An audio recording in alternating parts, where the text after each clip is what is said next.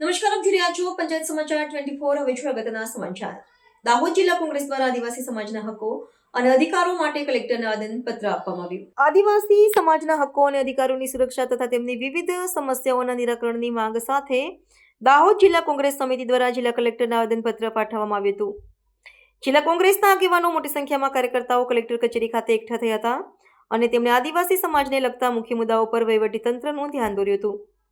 કોંગ્રેસ પક્ષ દ્વારા આવેદનપત્રમાં મુખ્યત્વે પૈસા કાયદાનું કડક અમલીકરણ કરવા પર ભાર મૂકવામાં આવ્યો હતો, જેથી આદિવાસી વિસ્તારોમાં આત્મનિર્ભર શાસન અને તેમના જંગલ, જમીન અને જળ પરના અધિકારો સુરક્ષિત રહે।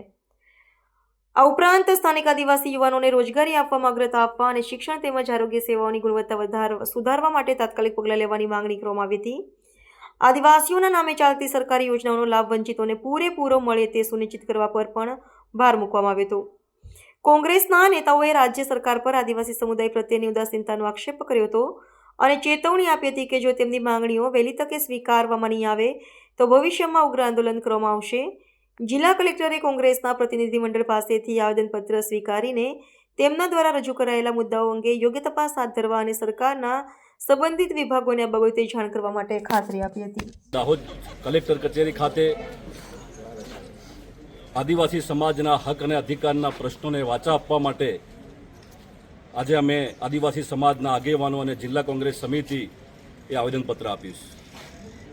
રાજ્ય સરકાર 150મી બિરસા મુંડા જન્મ જયંતિ મનાવે છે, એ ગૌરવની બાબત છે, પણ સાથે સાથે આદિવાસી સમાજના હક અને અધિકારના પ્રશ્નો માટે 30 વર્ષથી ભારતીય જનતા પાર્ટીની સરકાર છે ગુજરાતમાં। આદિવાસીઓના સર્વાંગી વિકાસની વાત થાય છે, પણ કે આદિવાસી સમાજનો સર્વાંગી વિકાસ દેખાતો નથી।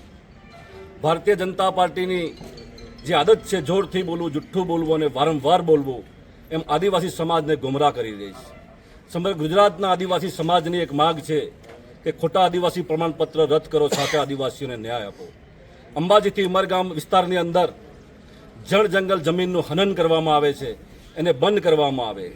જે વિદ્યાર્થીઓને ફી સ્વીકારની મર્યાદા 8 લાખની કરવાની હોય એની અગાઉ અવારનવાર રજૂઆત કરી છતાં પણ આજ સુધી એ ફી સ્વીકારની મર્યાદા 8 લાખ કરી નથી। દાહોદ વિસ્તારની અંદર દિલ્હી બોમ્બે કોરિડોર હાઈવે હોય, એરપોર્ટ હોય, એની જમીનનું વળતર પણ નથી આપવામાં આવતું અને સાથે સાથે જે એરપોર્ટ બનાવવાની વાત કરી છે એ દાહોદ જિલ્લાની અંદર કોઈ આદિવાસી સમાજનો વ્યક્તિ કોઈ એરપોર્ટ પર એરપ્લેનમાં બેસવા જવાનું નથી। અંબાજીથી ઉમરગામ વિસ્તારની અંદર જ્યાં જુઓ તે બસ જળ જંગલ જમીનનું હનન કરી અને આદિવાસી સમાજ ઉપર અત્યાચાર ગુજારવામાં તેવા પ્રયત્નો કરવામાં આવે છે। માટે આજે આવેદનપત્ર આપ્યું છે અને જો આવનારા સમયમાં અમારી માગણીઓ નહીં સંતોષવામાં આવે તો સમગ્ર ગુજરાતથી અંબાજીથી ઉમરગામ વિસ્તારની અંદર આદિવાસી સમાજ જલદ કાર્યક્રમો આપશે। એ સાથે અમે મક્કમ નિર્ધાર સાથે આજે આવેદનપત્ર આપીશું।